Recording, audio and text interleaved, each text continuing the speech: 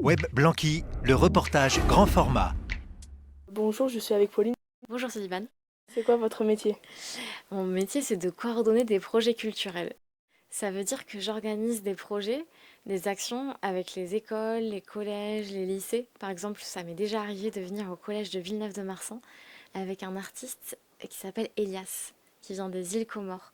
On avait écrit une chanson avec une classe de 5e il y a 2 ans.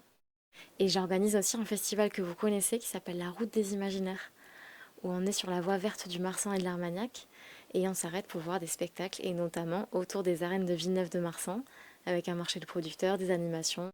L'année dernière, vous avez été inondé. C'est pour ça que vous avez refait les locaux. Vous avez prévu, si un jour la Midouze remonte.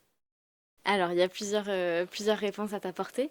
Les inondations, ça avait été en 2021 et c'était une crue exceptionnelle qui n'était pas arrivée depuis 40 ans, mais malheureusement, avec le changement climatique, ça peut se reproduire. Donc, en effet, des dispositions ont été prises pour contrer ce sinistre.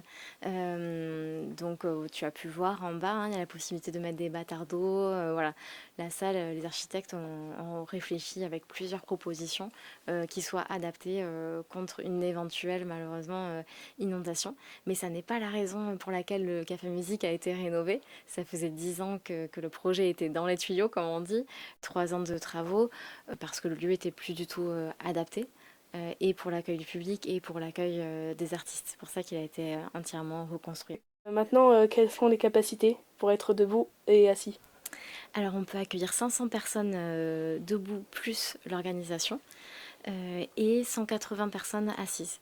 Combien avez-vous de salles pour que ce soit les guitares, les pianos, tout ça? Alors il y a 7 salles de cours pour la pratique instrumentale,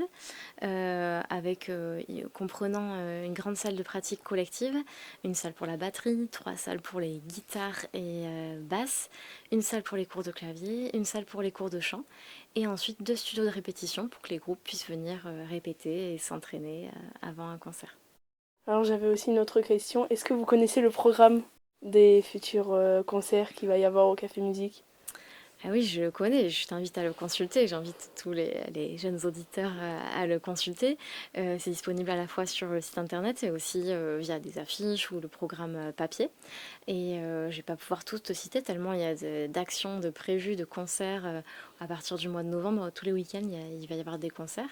Il y aura aussi des concerts en semaine dans le club que tu as aperçu, hein, l'espace au rez-de-chaussée qui est vraiment un lieu de vie très vivant avec différentes animations, y compris donc des concerts en semaine. Voilà.